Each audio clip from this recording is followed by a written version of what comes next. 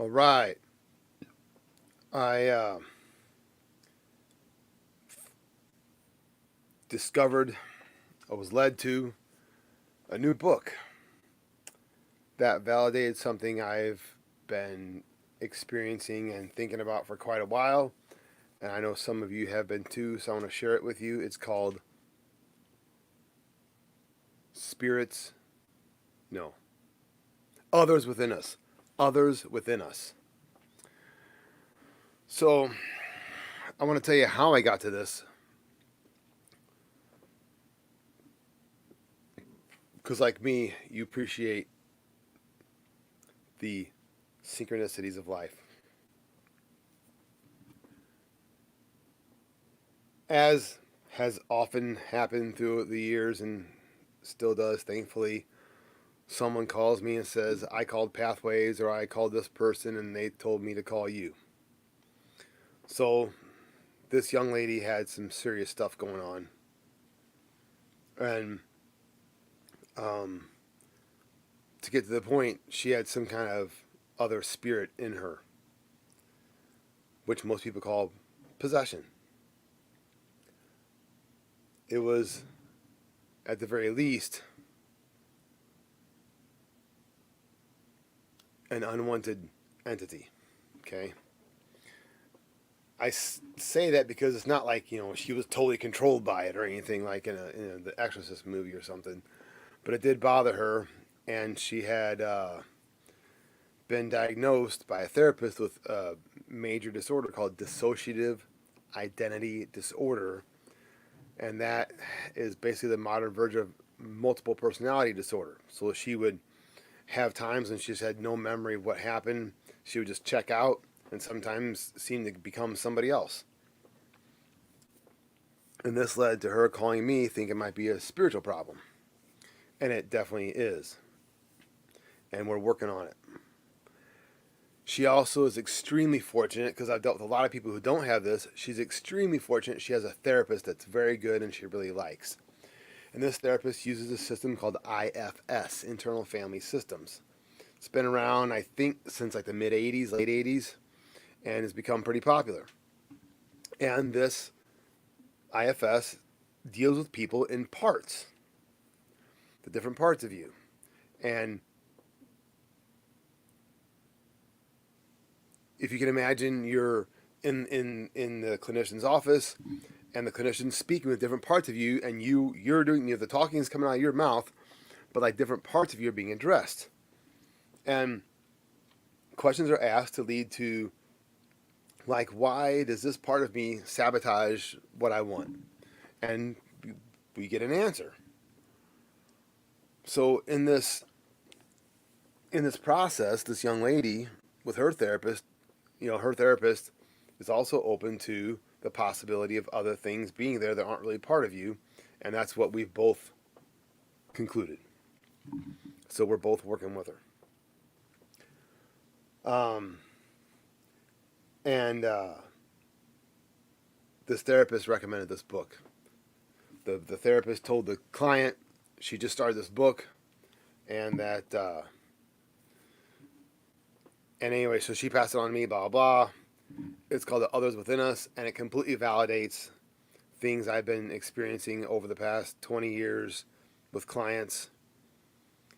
And people report this stuff all the time, and it's really, I don't know what to do about this other than encourage people to not care about what other people think, but that's really hard. That's difficult for most of us. But people don't talk about this stuff because they're afraid of being judged or called crazy. And on that far end of the spectrum, that's true.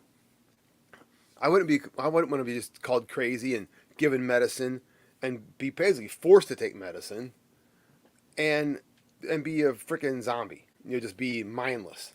Just that you get, it's called flat affect in psychology. Um, so yeah, that's a legitimate fear. I don't want to be locked up in a loony bin and you know given this label and whatnot. Um, so that I call that the far end of the spectrum. The other end of the spectrum is just being judged and marginalized and not invited to parties because you don't know he might freak out type thing, you know. So yes, that is very difficult. And of course, that's just a small part of it. The rest of it's living with it, you know, living with this disorder in which you are, you know, you just have, I mean, this poor young lady has major parts of her life she just doesn't remember. She doesn't remember major parts of her childhood even. And as you may have guessed, it's correlated with usually, I mean, always some kind of significant trauma, usually really severe trauma like being molested or being severely abused. Um, so I want to share that with you because I think it validates what a lot of you have been reporting, uh, whether it's directly from yourself or from other people or anecdotally. One moment. Um, The Others Within Us by Robert Falconer. And I know at least at Pathways, I kind of have that reputation of being the guy they go to for this stuff. And I feel like, I think and feel like this is going to be more of this for me. That I'll be dealing more with people who have really significant things going on. It's hard not to say the word problem because for the client, it's a problem.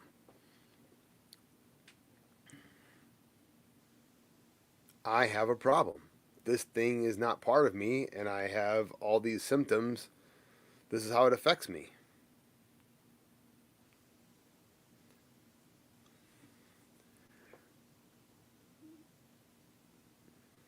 Anyway, that was my main thing for today is to share that with you.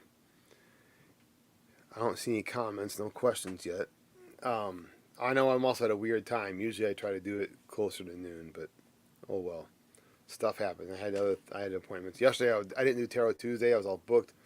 So if you have any questions about tarot, I'm happy to address them. And even, you know, on our Facebook page, our YouTube channel, you can always ask questions. Um,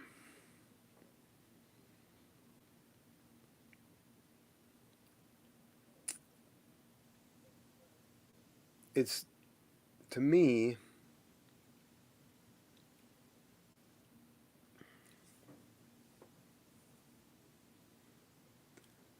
I don't know if I use the word like amazing or incredible, but it is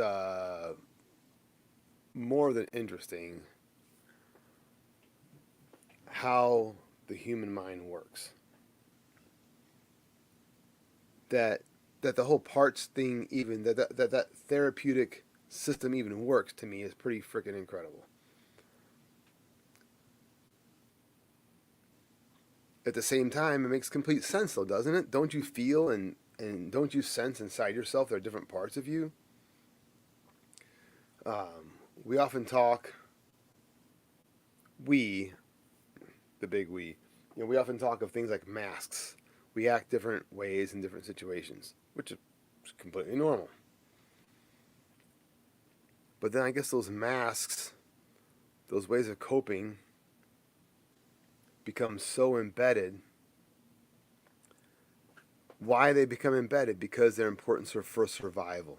That's why. And I remember there's a book by Dr. Sue Morter called Energy Codes, and her name for the ego is the protective personality, and I love that. You may have even heard me say it before because I love it. Your ego, your mind, parts of you did what was best for survival at the time. So instead of being mad at yourself for like, oh, I can't believe I did this or didn't do that and blah blah, thank yourself for keeping you alive, because that's what the different parts of you have been doing. Then, as you grow and learn and mature, you can reintegrate those parts. That's my goal of myself and helping others reintegrate.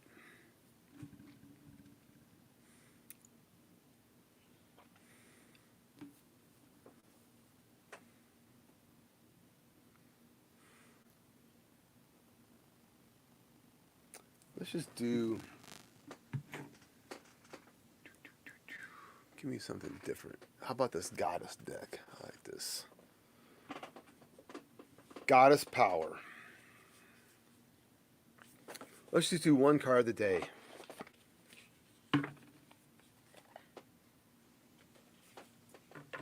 Doobie doobie doo. I don't have the book out. Dang it.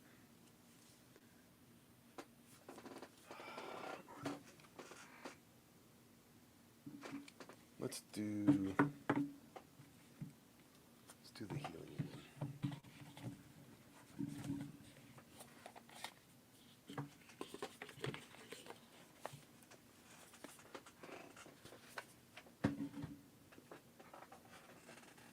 Like my shirt, Lions, Tigers, and Bears, oh my. I got it when my niece was in the musical.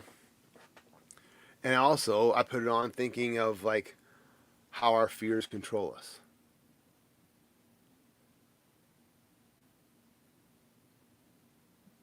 Dorothy didn't know that witch all along could have been destroyed by a bucket of mop water. And, when I first started doing Tarot Tuesdays, I mentioned my favorite book, Tarot and the Journey of the Hero. It's all about the journey, recognizing, admitting when you don't have all the answers, and what is that? Oh, let's do this one. I haven't had this one out. I don't know if I ever showed you this one. The Esoteric Buddhism of Japan. And yes, it's beautiful. First thing you notice. Then we're gonna. Okay. I don't know about you guys. I love this kind of artwork. Just grabbing out. What's another one we'll look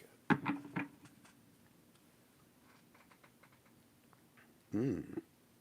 Learning how the camera works. Senichi Doji.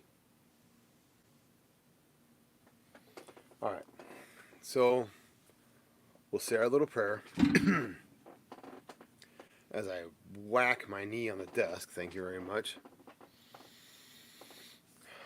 Divine oneness of being, ascended masters and teachers, our own personal guides, and overriding angels, thank you for coming close this time as we gather here today, virtually, seeking information to shed light upon our individual and collective path.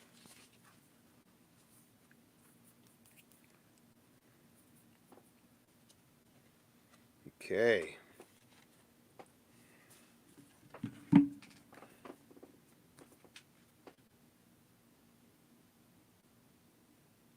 Probably pronounce Mari Shiten. I don't know. We'll look it up.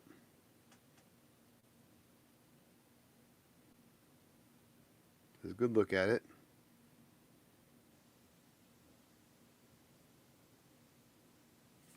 Number 43. There's 3 different heads there. 4 sets of arms, 3 heads. Maybe there's one pointing backwards too that's not visible. And looks like the figure's on top of some kind of animal. Kind of has like a dog face, but the body almost looks like a pig. Let's see. Number 43.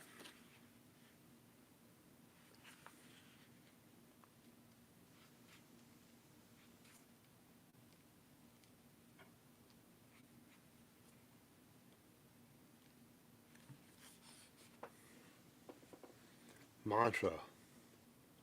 Om Hearth Ah Swaha. Om Hearth, that's a short one. Om Hearth Ah Swaha. Om Hearth Ah Swaha. Mistress, no, that's 42. Sorry, man, that's not a mistress. It's a dude. Okay. Mantra. Om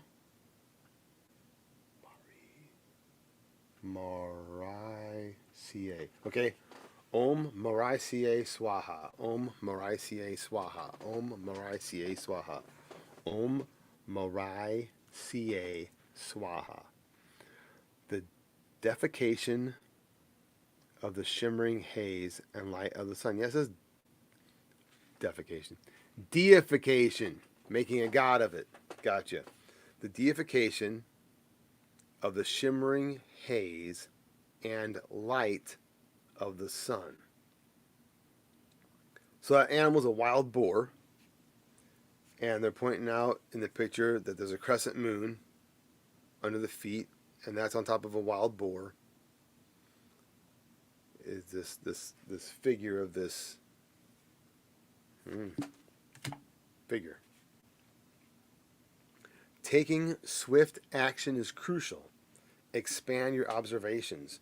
Don't make judgments based on a limited worldview. Okay. Traditional culture. Now, I'm interested to see what else they say because those things can often contradict each other. Traditional culture wants to stick with the tradition, the legacy. Let's see. Wisdom from Buddha. Now is not the time for you to stay in one place, but to be active. By going to various places, you are sure to find the many wonderful experiences waiting for you. But be warned that this opportunity won't last for long. Instead of spending your time meticulously planning, you should take swift action while a bright glimmer still glows before you. If you miss this chance, it will vanish like the shimmering haze of the sun and leave you with regret. You guys remember Dead Poets Society with Robin Williams? Carpe diem. You hear them, boys? Listen. Carpe diem. Seize the day, boys. If you've never seen Dead Poets Society, please do. A deeper look. So there's the description of the card. First paragraph is wisdom from Buddha. The second one's called a deeper look. What did I say? Mari Shaitan? I don't know. Mari Shaitan is often depicted as you see her on this card. What's a she? Okay, sure. Kind of androgynous. A divine woman with 8 arms and 3 faces who rides the crescent moon atop a wild boar. Using divine power, she is always by our side, protecting us even if we can't see her, like a shimmering haze. This haze also carries blessings of stealth. It is said that ninja would harness this power to make themselves vanish. Ninja and warriors have long worshipped her as a goddess of victory in battle. In more recent years, she is said to stay by the side of the hikikomori. Well, I got that one. Hikikomori, or recluses. Oh, so probably like a hermit, recluse, protecting them. Blessings that she bestows are protection, safe travel, victory in battle. Well, I'll take that on a Wednesday afternoon. All right, so hope that was helpful. Peace and love. Remember, our services are Sunday nights at 6, in person and almost always online. We didn't last week because it was a fire ceremony. We're all outside and there's really just no way to have that broadcast. Let's see what's next Sunday.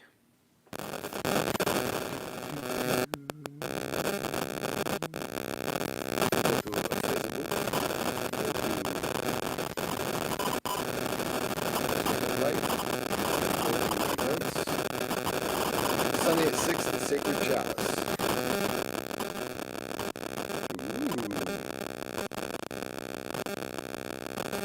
That's a meditation with Melina. The theme of a sacred chalice is found in many stories. What's inside? Wine, wisdom, something entirely different, join Melina for this meditation. Alright, well that's going to be cool. Hopefully I'll see some of you there, some of you online. So that's next week is Sacred Chalice. And do we have any event? We really have a major event coming up in November, for which we will have more news soon. So until then, may you all live long and prosper. Peace and love.